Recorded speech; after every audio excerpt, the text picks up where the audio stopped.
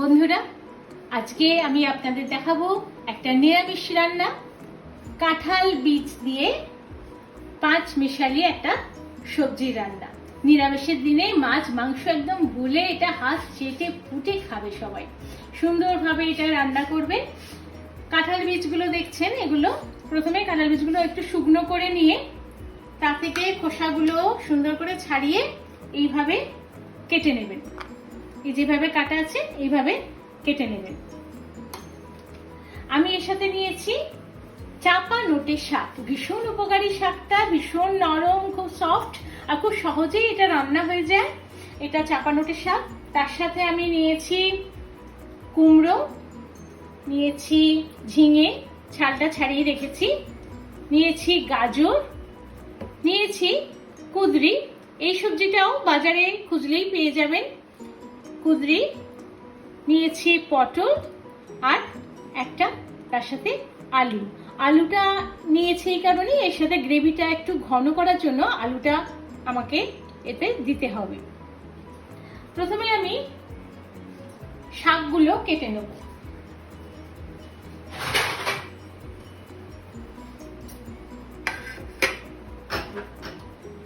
প্রথমে আমি শাকগুলো কেটে নিচ্ছি। আমি শাকগুলো আগেই বেছে ভালো করে ধুয়ে রেখেছি। এখন আমি সুন্দর করে শাকগুলোকে ছোট ছোট করে কেটে নিচ্ছি।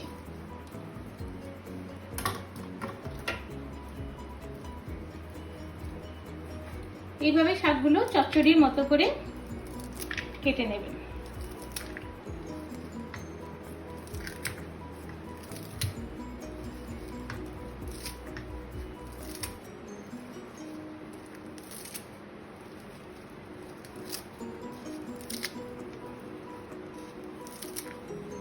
ছোট ছোট করে শাকগুলোকে সুন্দর করে কেটে নেবেন।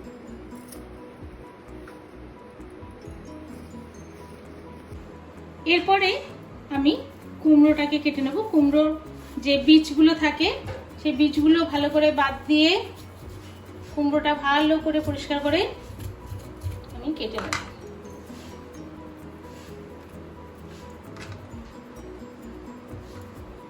খোসা আমি আগেই ছাড়িয়ে রেখেছিলাম। কুমড়োটাকে আমি ডুমো ডুমো করে একটু কেটে নেব।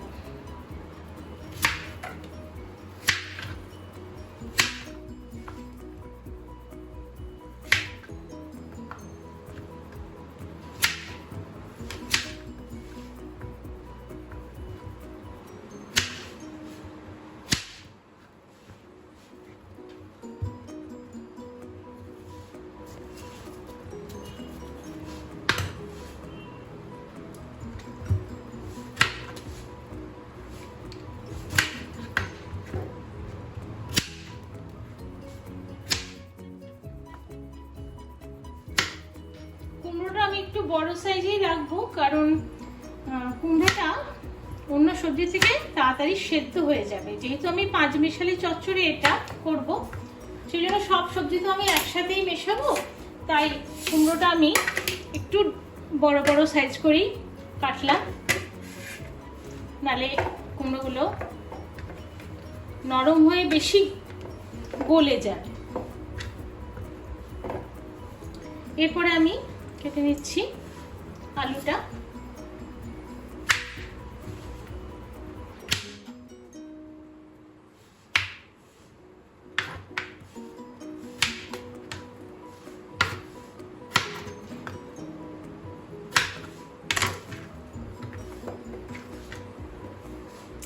কেটে নেব পটল। পটলটাকে আমি গোল গোল করে কেটে নেব।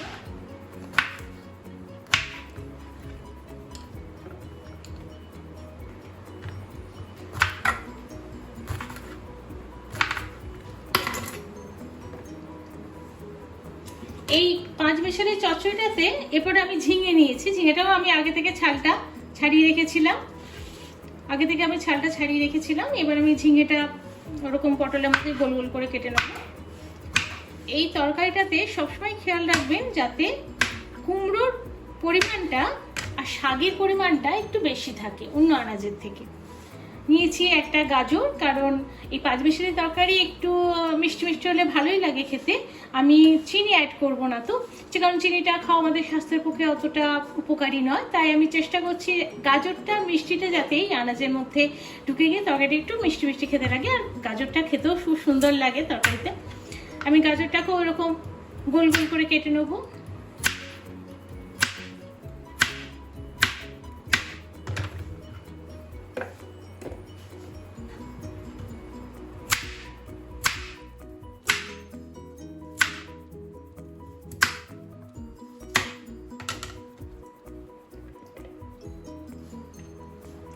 আর এই কুদরি আনাজটাকেও আমি কেটে দিচ্ছি, দুটো সাইড কেটে বাদ দিয়ে কুদরি আনাজটাকেও আমি গোল গোল করে কেটে নিচ্ছি। যেহেতু সব আনাজে আমি গোল গোল করে কাটছি, তাই আমি কুদরিটাকে একটু গোল গোল করে কেটে নিচ্ছি। সব আনাজ যখন একই রকম ভাবে কাটা হয়, সেই রান্নাটা খাওয়ার সাথে সাথে দেখতেও কিন্তু খুব সুন্দর হয়।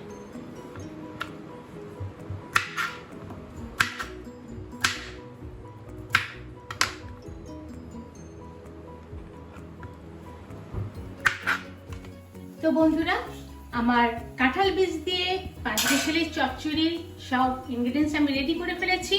আমি শাকগুলো কেটে ফেলেছি, আমি পাঁচমিশালি সবজিটাও সব কেটে সুন্দর করে ধুয়ে রেখেছি।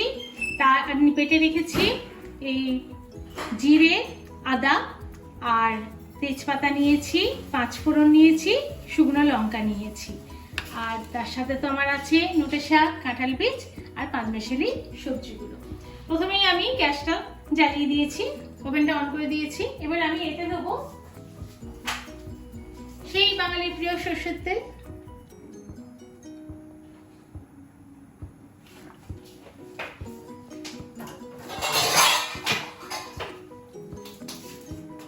এরপরে আমি তেলের উপরে দিয়ে দেবো তেজপাতাগুলো।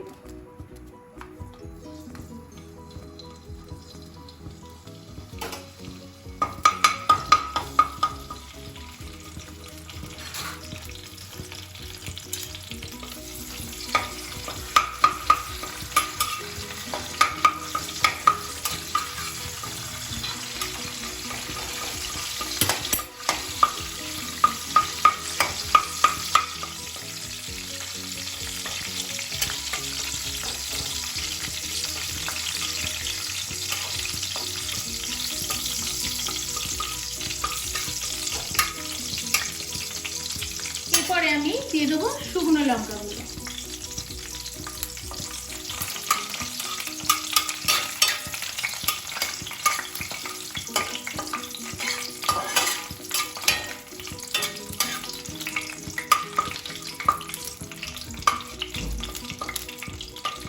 তেজপাতাগুলো ভালো করে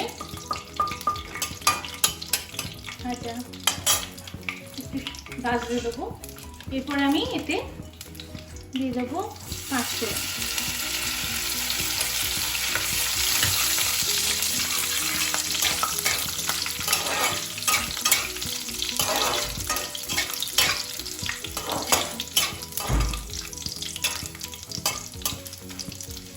সবজির তরকারিতে এই 5 ফোড়ন ভীষণ একটা স্মেলটা ভীষণ ভাবে যায়। নিরামিষের দিনে সবজি তরকারিতে 5 ফোড়ন মশলাটা, ফোড়নটা ভীষণ সুন্দর একটা স্মেল আসে।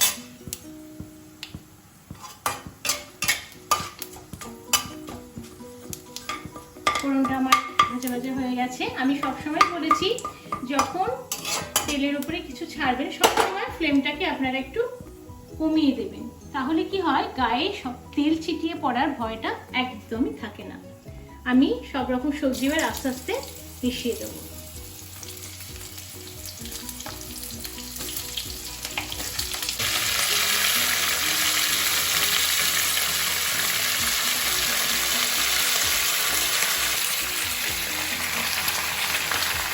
আমি ফ্লেমটা কমিয়ে দিয়েছি বলে আমি খুব নিশ্চিন্তে আনাজগুলো তুলতে পারি। আমার কোনো কিন্তু ভয় লাগলো না যে তেলটা গায়ে ছিটিয়ে যাবে। সব আনাজ তোলা হয়ে যাওয়ার পরে একবার নাড়াচাড়া করার পরে ফ্লেমটা বাড়াবো। এখন আর গায়ে তেল ফোটানো খাওয়াটা নেই।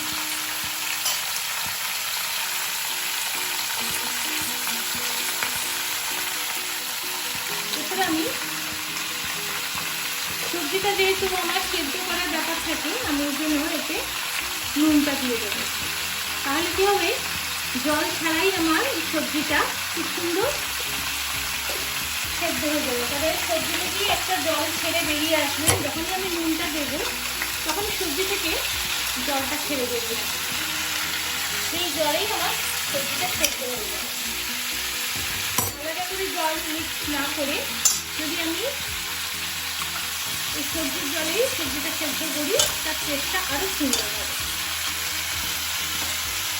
দিয়ে দেবো আদা জিরেটাও আমি এখন দিয়ে দেবো। হলুদটা কিন্তু আমি এখন দেবো না, একটু পরে দেবো।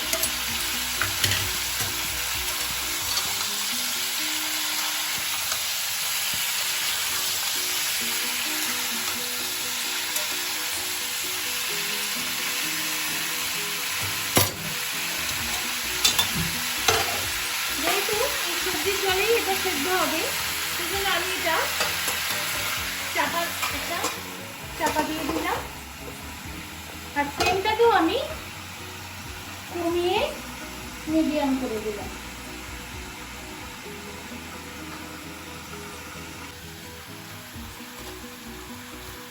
ঢাকনা খুলে একবার নেড়ে দিয়ে আমি এই যে কাঁঠাল বীজগুলো আগে থেকে কেটে রেখেছিলাম, এই কাঁঠাল বীজগুলো দিয়ে দেবো। এগুলো একসাথেই সেদ্ধ হয়ে যাবে।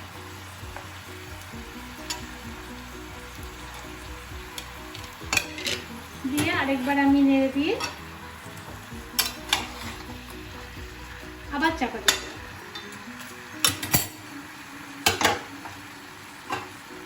আবার ঢাকনা দিয়ে রাখবো। এটা আমি লো ফ্লেমে কিছুক্ষণ হতে দেবো। লো ফ্লেমে আমার এটা হচ্ছে, আমি এবার একটু খুলে দেখবো এটা কি হয়েছে। 10 মিনিট পরে আমি এটা খুললাম।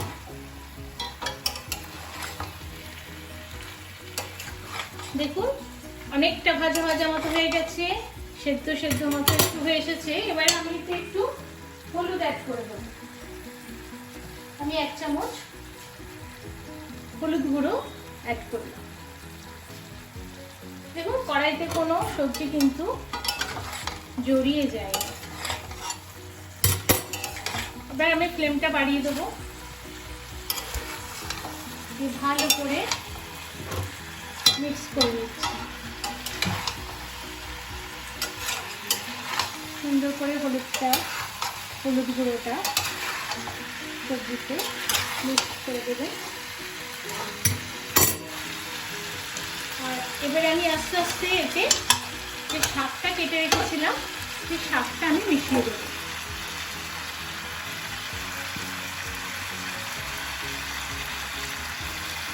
এতক্ষণে শাকের জলটাও ঝরে গেছে, ধোয়ার পরে আমি শাকটা আস্তে আস্তে মিশিয়ে দেবো।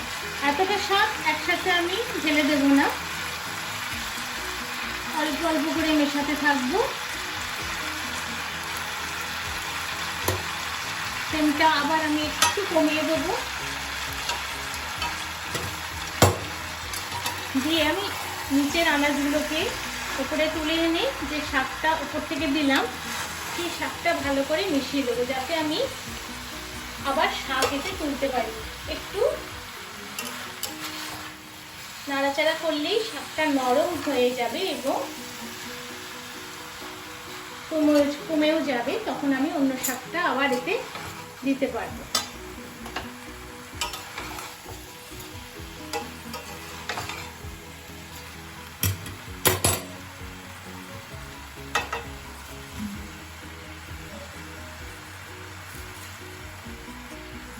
এইভাবে আমি আস্তে আস্তে একটু একটু করে নাড়াচাড়া করব আর শাকটা মেশাতে থাকবো। পুরো শাকটা আমি এইভাবে আস্তে আস্তে কড়াই মিশিয়ে দেব।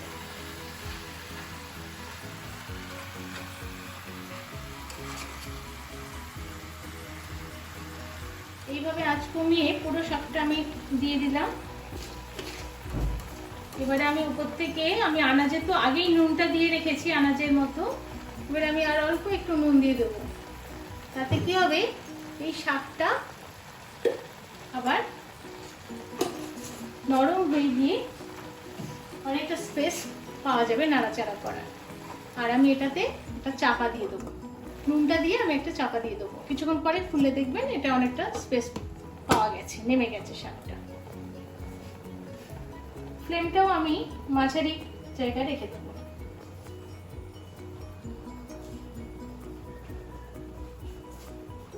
আমার 10 মিনিট পরে আমি খুলে দেখছি, দেখুন শাকটা নেমে একদম সেদ্ধ সেদ্ধ মতো হয়ে গেছে। আমি ফ্লেমটাও বাড়িয়ে দিয়েছি। এখন আমি এটা জল আছে, যে এটা আমি কিন্তু আলাদা করে কোনো জল অ্যাড করিনি, এই সবজিরই যে জলটা বেরিয়েছে সেটা দিয়েই আমার আনাজটাও সেদ্ধ হয়ে গেছে। এবার এটাকে আমি জলটাকে শুকিয়ে নিলে তৈরি আমার আষাঢ় বীজ দিয়ে 5 মিশালি চচ্চড়ি। দেখুন পুরো সেদ্ধ হয়ে গেছে, প্রত্যেকটা আনাজ কিন্তু গোটা গোটা আছে, অথচ একটা গ্রেভি গ্রেভি ভাব এসেছে, সুন্দর তৈরি হয়ে গেছে আমার নোটে শাকের চচ্চড়ি।